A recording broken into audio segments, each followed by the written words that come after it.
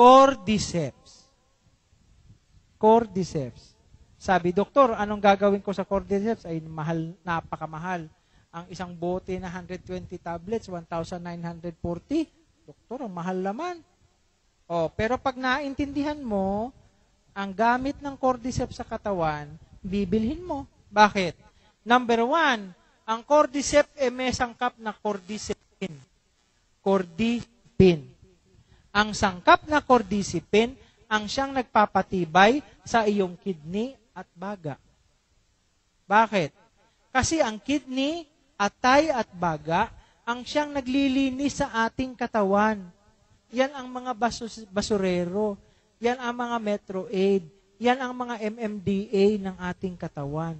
Ang ating kidney, lungs, at liver. Kaya para mapanatiling malusog ang kidney at liver at lungs, kailangan natin ng cordyceps na may sangkap na cordicipin. Dahil ang cordicipin, yan ang nagpapatibay lalong-lalo sa ating kidney at baga. Ano pa? Ang cordyceps ay merong polyamines. Polyamines. Ano itong mga polyamines? Ito ay yung mga uri ng protina. Uri ng protinang makukuha lamang sa cordyceps. At anong ginagawa ng polyamines? Ito ang nagpapaganda sa paglaki, lalo na sa mga bata. Dahil pinapadami nito ang growth hormones sa katawan. Kaya kung merong isang tableta na pwedeng ibigay sa bata, cordyceps. Bakit? Lalo na kung medyo pandak ang bata mo, gusto mong lumaki-laki, tumangkad-tangkad ng konti. Painumin mo ng cordyceps para dumami ang kanyang growth hormones. Growth hormones.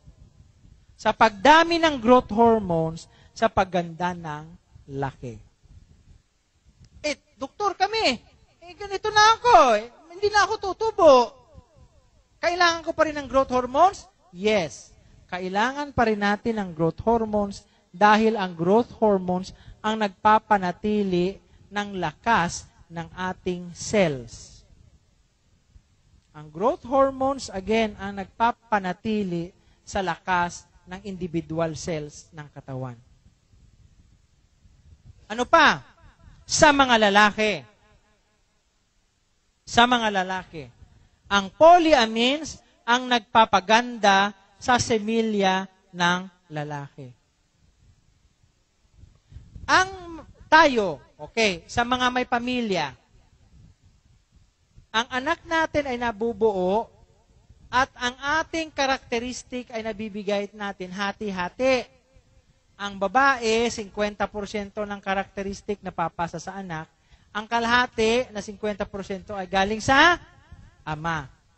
Ngayon, sa babae, ang inyong karakteristik na napapasa ay nasa ovaryo ninyo. Nasa ovaryo. Sa lalaki, ang karakteristik na napapasa nyo sa inyong mga anak ay nasa semilya ninyo. Ibig sabihin, mga kababaihan, kapag ang resulta ng inyong pagmamahalan ay hindi kaaya-aya, alam nyo kung sinong sisisihin. Sinong sisisihin? Si daddy. Bakit? Pangit ang kanyang similya. Yan, no? Kapag hindi, kaya kayong mga lalaki, gusto nyo medyo gwapo ang inyong anak, ay mag-cordyceps kayo. Medyo gwapa, magandang anak nyo, ay mag-cordyceps kayo. Ganon. Okay? Nakuha nyo? Isa pa. Ang cordyceps at pinakamahalaga sa lahat. Kalimutan nyo na yung mga similya-similya na yan. Kalimutan nyo na yung mga growth hormone. Ito ang hindi nyo dapat kalimutan. Ang cordyceps ay merong sangkap na vanadium. Yan, vanadium. Isulat, vanadium. Ito ay tumutulong para maibaba ang asukal sa dugo. So, ang vanadium ay mainam sa mga may diabetes. Dahil ito, sa kawalan ng insulin, ang vanadium ang siyang tumutulong para maibaba ang blood sugar. Kaya, cordyceps, mahal, pero kung diabetic ka, mura. Dahil alam mong panluna sa iyong mataas na blood sugar eh. Oh, di ba? Ang metformin na binibigay ng doktor, maiging magpababa ng blood sugar, pero nakakasira sa atay. Ang cordyceps na may vanadium, nakakababa ng blood sugar, pero hindi ka mamamatay. Yun na lang ang tatandaan nyo. Oh, may metformin ako maintenance eh. May glimepiride ako na maintenance eh. Oh. Pero yung metformin mo, sisirain niya ang atay mo. Ang cordyceps, hindi. Yun ang dapat yung pakatatandaan.